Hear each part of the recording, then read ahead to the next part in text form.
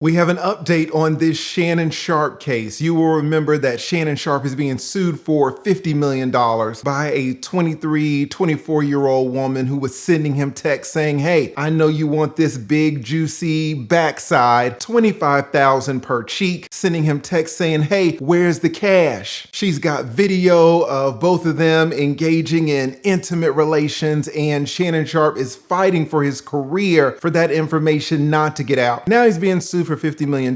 They've gone to court for the first time. Let's see what happens. So the lawsuit that was filed on April 20th, 2025 by prominent Houston attorney Tony Busby on behalf of an anonymous woman in her 20s contains graphic allegations against the former NFL tight end turned media superstar Shannon Sharpe. And the complaint alleges that Sharpe engaged in what is essentially a pattern of sexual violence and psychological abuse during what began as a consensual relationship with the plaintiff, who, by the way, is apparently more than 30 years his junior. According to court documents, the plaintiff met Sharpe at a Los Angeles gym when she was just 19 years old, and the lawsuit claims that Sharpe, quote, incessantly pursued the young woman, demanding her phone number, eventually asking her to visit his home, and most disturbingly, possibly, is the filing alleges that Sharpe required this woman to sign an NDA, a non-disclosure agreement, before their first meetings. Let me stop it right here. This guy says that Shannon Sharpe apparently is being accused of physical violence. He is being accused of psychological abuse, but most disturbingly, he asked this girl to sign an NDA. Listen, shout out to Law and Crime. I don't know what they've got going on over there, but it is not disturbingly at all to ask someone to sign an NDA. I signed an NDA about 2 weeks ago. NDAs are important, and the more status you have, the more money you have, they are going to be offered up. For this reporter to say Shannon Sharpe is being accused of committing physical violence and psychological violence, but most disturbingly, he asked this girl to sign an NDA. It makes absolutely no sense. I'm not sure what background this interviewer has, whether he's an attorney or not, but he's absolutely wrong on this. NDAs are super common, and all these celebrities want you to sign one. Though this request is something she repeatedly refused. Now, the relationship, according to her, allegedly turned abusive. Verbally screaming at or berating her, violent sexual episodes, control. But the most graphic allegation describes Sharpe allegedly sexually assaulting and raping her, including ignoring her screams and refusing to wear a condom. Now, the lawsuit also claims that Sharpe secretly recorded their intimate encounters, shared the videos without her consent. But maybe let's stop it right here. Let's stop it right here. He's saying, hey, this girl's saying that Shannon Sharpe recorded the videos and shared them without her consent. I don't know what's going on with this reporter, but he seems to be a little one-sided. He doesn't mention how this girl and Shannon Sharpe were having sex basically in front of Shannon's friends. This girl's lawsuit states that she would have sex with Shannon while Shannon was FaceTiming with his childhood friend named Bucket. So guys, her and Shannon would basically be having sex on FaceTime with Bucket, showing Bucket what's going on. That seems pretty consensual to me. Now, is that freaky to have sex in front of Shannon Sharpe's friends? Listen, we are not going to judge, but let's just say the whole truth. This girl is suing Shannon Sharpe, but having sex in front of Bucket. Aspect of this are the alleged threats that were captured in audio recordings that were released by Tony Busby. In fact, in one clip, a voice identified as Sharpe's can be heard saying, if you say that word one more time, I'm going to bleep and choke the bleep out of you when I see you. Now, the woman, allegedly the plaintiff in the case, then can be heard saying she doesn't want that, while the voice resembling Sharpe responds, yes, you do.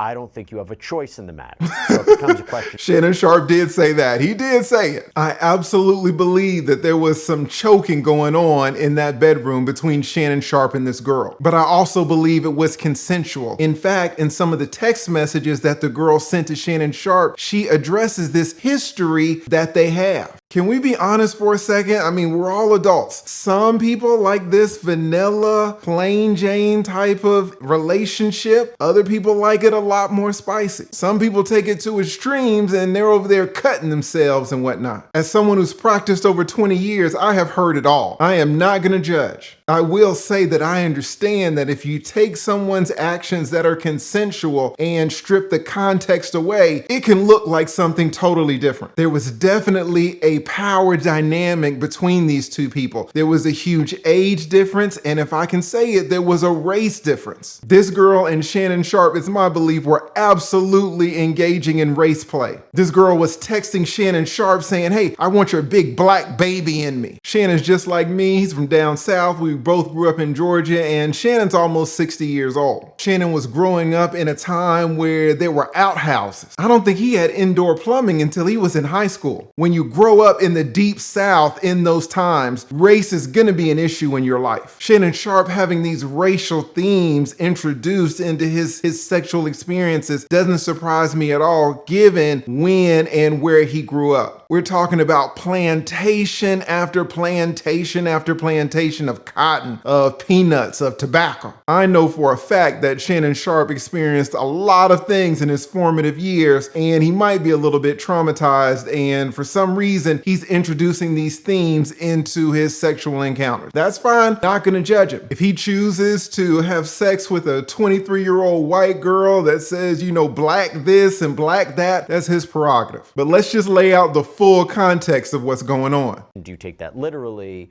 Or I think the other way of looking at it from the defense's point of view would be this is role playing. 100%. Well, Sharpe has adamantly denied all the allegations through his attorney, or one of his attorneys, Lanny Davis, who called the lawsuit, quote, a classic definition of blackmail. And the former NFL star took to Instagram shortly after the lawsuit became public, posting a video where he called the allegations, quote, a shakedown, promised to fight back aggressively, quote, what they're getting is sued, Sharpe declared in the since-deleted post. And he even suggested that Busby planned to release edited portions of a sex tape and challenged him to release the full recording. This is a shakedown. That video should actually be 10 minutes or so. Hey, Tony, instead of releasing your edit, put the whole video out. I don't have it, or I would myself. You know what happened, and you're trying to manipulate the media. The encounter in question took place during the day at her invitation, and now that appears to be a deliberate setup. What they're getting is sued for defamation and trying to take me down. My career is all about real talk and honesty. I know my family and fans know exactly what this is about, and I'm going to be out there telling you whatever I need to say, just like I always do. I love all you guys. So now let's talk a little law here. So typically, defendants in lawsuits, in federal lawsuits, are given 21 days to respond with an answer once they're provided the summons and complaint. An answer being where they go through the allegations in the complaint line by line, paragraph by paragraph, and they admit, deny, say they don't have enough information. It's a response. And, what's interesting about this is, according to reporting from the New York Post, it doesn't seem that Sharpe has legally responded as of yet. Can't really confirm that, but that's what the reporting seems to suggest. And we'll talk more about that when we get into it. But first, I want to bring on a special guest to help me break down the latest, including what happened in this hearing. I am joined by sports attorney Dan Lust, professor, New York Law School. Good to see you, my friend. Thanks for taking the time. Always good to see you, Jesse. Happy to help. Thanks. So what are the typical timelines for a high-profile civil lawsuit like this to progress from filing to resolution? Am I right that it's 21 days to respond? I mean, is it typical? How does it work for people who don't know how civil lawsuits typically work? Yeah, I mean, this is like law school basics, right? We're talking about how a lawsuit started, right? There's the filing of the complaint. There's the service of the complaint. Certainly depends on what court you're in, what state you're in, but generally, right, once you are served with the complaint, sometimes you have 21 days, sometimes you add some more time if it's personal service versus a mailing, right? But either way, once a commencement papers are started, you have a set amount of days to respond to that. Otherwise, you risk being held in default, either by plaintiff's counsel's motion or sometimes, right, particularly in federal court, something like sua sponte, right? And that's a fun Latin term where the judge themselves decides to hold you in default. So it is somewhat odd, and I know, Jesse, there's probably more questions than answers. We get to this hearing, and we have no response from defendant. Let me stop it right here. This attorney says it's somewhat odd that Shannon Sharpe has not filed an answer. Guys, I don't know what's going on here. It's not somewhat odd. It is extremely odd. This lady is suing Shannon Sharpe for $50 million.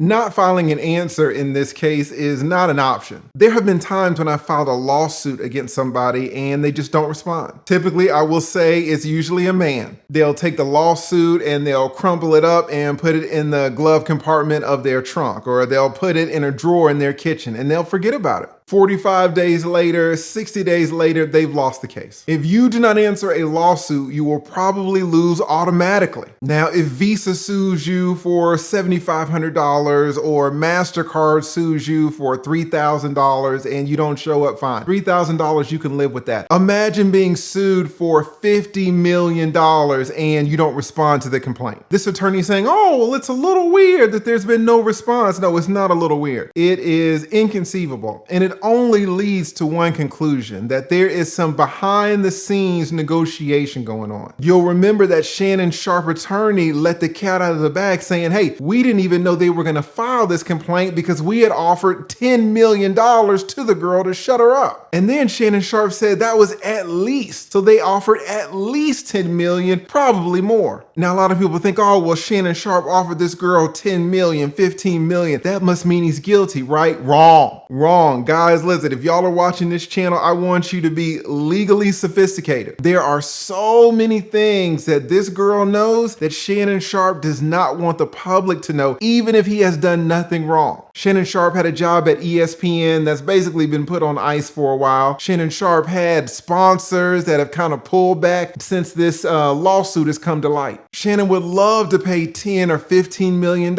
and then collect $30 million, $50 million from his sponsors and ESPN and others. Just because Shannon offered this girl millions of dollars does not mean he did anything wrong. It just means that there are things that he doesn't want you to know about. For example, text messages back and forth have shown that Shannon Sharpe would like to go in the bedroom with this girl and he would lie down on the bed. Shannon would lie down on his back and he would slide his underwear off. Now, once Shannon slid his underwear off, this girl would position herself at the end of the bed and then Shannon would put his feet in the air and he would spread eagle. And then this girl would start doing you know what, you know where, committing all types of atrocities while Shannon Sharpe ashy heels were spread up in the air. Now, Shannon doesn't want you to know about that. Shannon doesn't want ESPN to know about that. Shannon Sharpe doesn't want Spotify to know about that. So he says, yeah, I'll pay $10 million. I'll pay $15 million to keep that on the low. It doesn't mean that he abused this girl. I mean, those atrocities, that is a little bit of abuse, but you know what I'm saying. Somebody write in the comments, free Shannon Sharpe. Have a no-show from plaintiff. So it's not really your typical setting how we're starting this debate in this case, a very high-profile case. But I wouldn't say this is following the normal playbook. Yeah, I'll get into the hearing and what happened or didn't happen in a second, because I think it's interesting that apparently a lawyer didn't show up and why that might have happened. But going back to this. So if you missed it, Shannon Sharpe's lawyer showed up, but the girls' lawyers did not. So let's get this straight. The girls suing Shannon Sharpe for $50 million. Shannon Sharpe doesn't respond to the complaint, but his lawyers show up. The girl's attorney does not show up. No one shows up for the girl's side. In a case worth $50 million, this is unheard of. This absolutely is a sign that these parties are negotiating behind the scenes. They are not taking this case seriously. It absolutely looks like they're going to reach an agreement at some point. They are never going to go to trial not acting like this. If it's real, if the reporting's true, and this was filed in April, I mean, we're already in July. We would say 21 days, 30 days. I didn't see anything. Yeah, I didn't see anything about him getting some sort of extension. He might have, but what would be the reason to not prepare an answer? And would there be a situation where the court says, we're going to allow the case to go forward? You know, you're not in default, just file an answer as soon as you can. I mean, it just seems strange that based on the reporting, I think it was from the New York Post a few days ago, that they said there was no legal response yet. Can you give any insight into that? Yeah, I mean, this is, I tell my clients, right, like the wheels of justice turn very slowly, and sometimes you don't really have an answer, right? And sometimes just hey, what is stopping these attorneys from just kind of pushing the case out indefinitely? So behind the scenes, judges are graded on their own rubrics about how quickly they're adjudicating cases. So no judge is in the business of just allowing a case to be, we'll say, extended indefinitely. And judges, part of their job, in addition to getting a decision on the merits or pushing the parties toward a settlement, is to push the parties in some direction and not just kind of lay out there. And Jesse, just I guess like strategically, when Lanny Davis came onto the case, he came in very aggressively. And I know we spent a lot of time in our last conversation talking about making public of certain settlement negotiations. But Lanny Davis also said that Sharpe was going to go on the aggressive with his own defamation case. So, I just from the initial posturing of the case, Sharpe is not taking an aggressive standpoint. Quite the contrary. He's just kind of playing wait and see, I guess, for lack of a better term. So, if people have questions as to why Sharpe and his legal team, and I think there's some new lawyers involved now, it's certainly a changing of the strategy, which on day one was let's go 100 miles per hour, let's go on the offensive. And now you don't really file an answer. Yeah, this guy is totally wrong. He's saying that the attorney came in guns blazing aggressively and taking the bull by the horns. Obviously, that's not what the attorney did. It came out that the attorney and Shannon Sharpe were negotiating this behind the scenes for months. They didn't file anything preemptively to get ahead of this. They didn't file any defamation action. They didn't file any injunction. They didn't file anything. They still haven't filed an answer. Shannon Sharpe and his legal team did absolutely nothing in public before this girl filed her $50 million lawsuit. So this guy here saying, hey, when the attorney came on, they came in guns blazing. That's just absolutely not true. They were negotiating behind the scenes for months, quietly, passively, not trying to alert the public of anything. Now, I don't want to be too hard on this attorney. He absolutely could not know very much about this case. When these shows call you, like Law and Crime or Court TV, they say, hey, we're just going to talk to you 5-10 minutes about this case. So you say, that's fine. And you don't really take the time to research it. So he's doing this as a favor to Law and Crime. We're not going to hold his feet to the fire. Let's go. Hold up. Let's pause from this Shannon Sharpe circus for a second to have a quick word from our sponsor, Chapter Medicare. If you or someone you love is on Medicare, this matters. The Department of Justice just revealed a huge fraud case against top Medicare brokers, accusing them of steering seniors to plans that pay the highest kickbacks, not the plans best for you. I've seen firsthand how confusing and frustrating Medicare can be. When I faced my own cancer diagnosis, even with my decades of legal experience, navigating healthcare felt impossible. That's why I'm partnering with Chapter Medicare. Chapter searches through every available Medicare plan to find the one truly tailored to your doctors, your prescriptions, and your budget. Completely unbiased and free. On average, seniors who've worked with Chapter saved over $1,100 a year. So if you want straightforward, unbiased help, call Chapter right now at 572-243-0163 or visit askchapter.org/lead. It's quick, it's free, and it could save you hundreds. The number's right here on the screen, 572-243-0163. Give yourself peace of mind today. Now, let's get back to this Shannon Sharpe dumpster fire. Safe to say you're not even playing defense. You're just kind of doing nothing. Is that typical in the sense, like you could say, okay, well, there's a change in circumstances. We're going to come off aggressive first, but, things can change. It's not necessarily that there was a mistake made with that comment. I mean, there could be a situation where you say a thing one day and then there's a change in circumstances the next, right? I mean, I hear exactly what you're saying. And I believe Lonnie Davis had talked about how Shannon Sharpe had rejected a settlement offer. And like you said, we talked about that. Was that wise to make that public? But I guess there could be maybe just a reason why there seems to be a change. I'll give you my best guess, right? So it looks like Lanny Davis, for we'll say best case scenario, is one of now a number of lawyers involved on Sharpe's side. So it could be, right, you have new representation, they want to slow things down, they want to just change the gear, right? The other, just I want to throw this out there, and again, you and I are trying to make sense of what is pretty much a barren docket at this point. Why, and certainly on the plaintiff side, people are not, this is not a foreign concept. plaintiff's attorneys in a case like this will generally work off of some contingencies. So they'll get paid assuming plaintiff side wins, right? They're not generally working off of a billable hour system. Very different on the defense side, where defense counsel are getting paid by the hour, right? Billable hours. So if Sharpe's side were to take an aggressive standpoint on a defense case, for the most part, again, we're not aware of what Sharpe's arrangement is here, but you'd be paying attorneys by the hour to take an aggressive standpoint on that defense. Now, hypothetically, Jesse, let's say the parties, since you and I last spoke, right, at the end of April, beginning of May, whenever that was, let's say the parties have made some additional traction towards settlement. And as Sharpe's lawyer, Davis, said, at one point they were making some progress. So let's say over the last 2 months or so, they've made some progress. That would be a reason to slow down these court proceedings. So Sharpe's side is not racking up the legal hours, speeding a case along in terms of starting the process of discovery and getting a deposition schedule. And maybe they're having some real substantive momentum of moving this forward.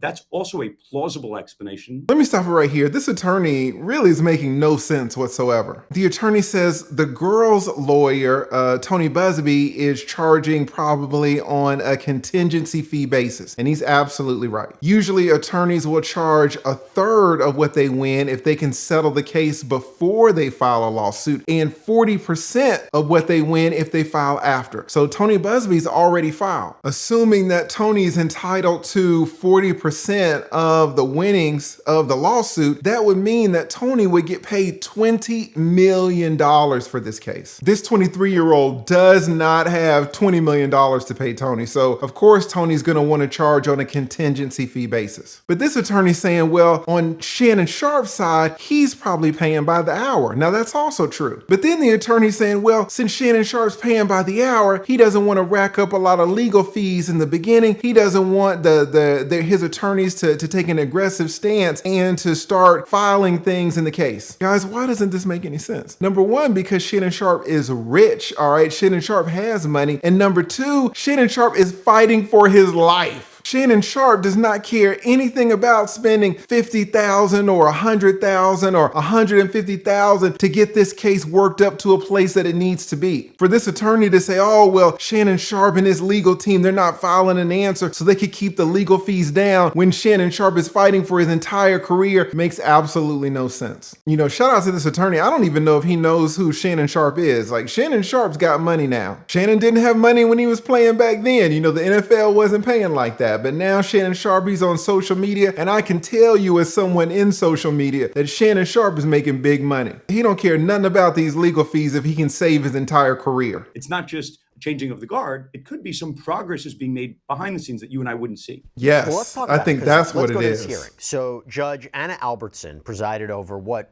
should have been a routine meeting for the civil suit that has obviously made national headlines since it was filed in April, but instead the hearing became notable for who wasn't there.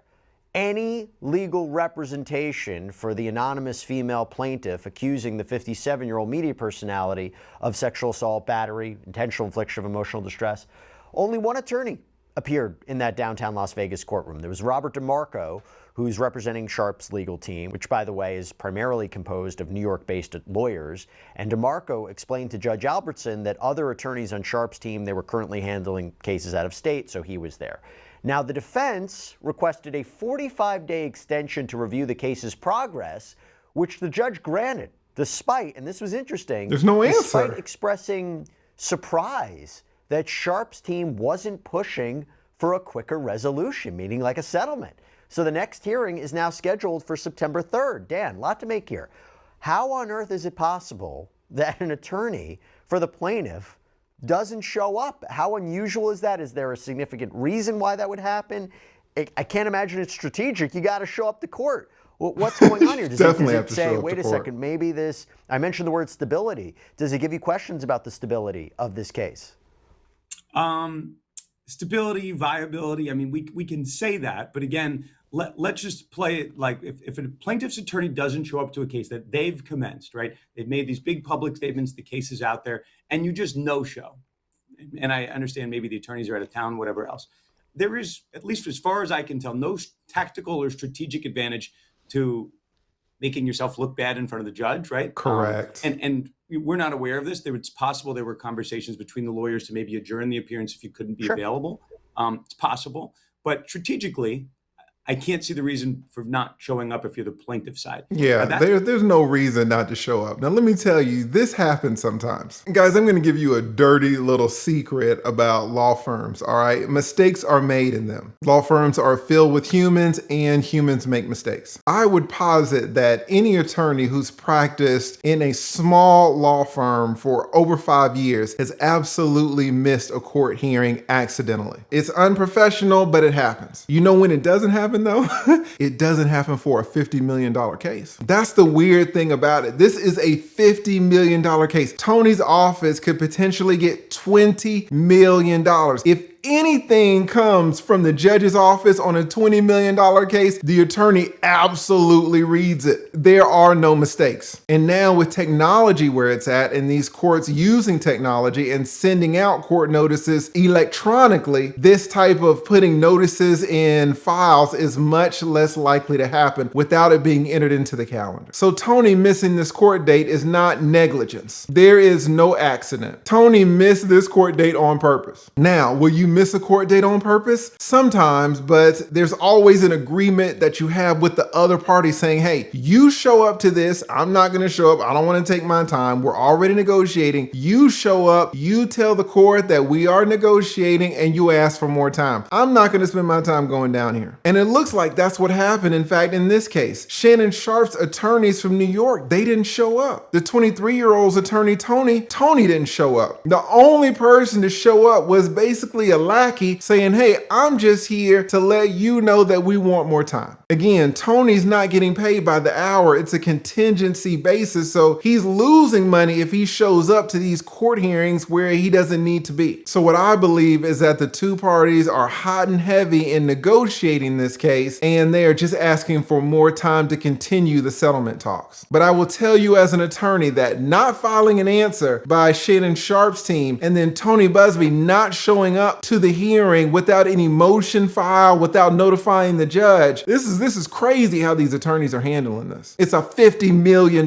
case. All right, guys, we're gonna end it right here. That's basically what's going on. They showed up to the first hearing. Tony didn't show up. Shannon Sharpe's attorneys did show up, but they haven't filed an answer. The way that they're handling this case is crazy. But here's what I want to know, because as you could probably tell, I have my own thoughts on this case. Do you think that Shannon Sharpe is being extorted by this 23-year-old girl who is sending him texts saying, hey, $25,000 per cheek, saying, hey, Shannon, why is it taking so long? Where's the cash? Do you think she's being extorted, or is she a victim? Put it in the comments below.